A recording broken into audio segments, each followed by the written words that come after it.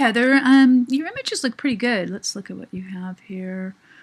Earbuds, computer, and a mouse and a calculator. So in terms of this, I'm trying to make this bigger. In terms of your sketch, you might want to think about how you can integrate these a little bit more. It doesn't, when you first look at it, it doesn't come off as being a caricature. It more comes off as being objects. So just think of how you can make it look more like an actual creature. Some of the suggestions I think I gave last week was to consider using different angles of view. And there's so many different computer parts. I know I showed you this last year, but I'm just going to show it again real quick. Some of the angles of view here. Let me find some more computer ones.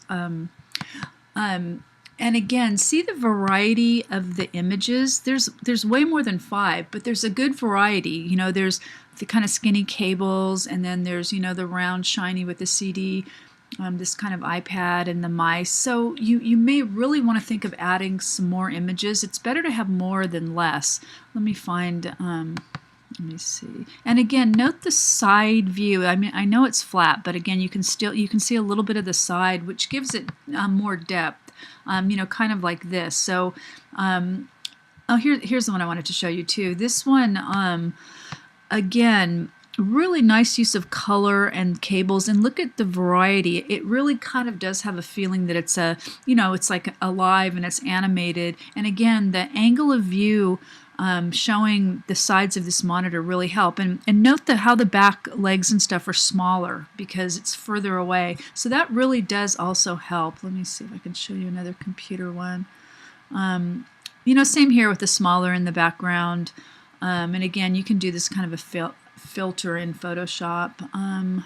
Here's one I wanted to show you too. Again, really solid forms. And integrate well in terms of making a caricature.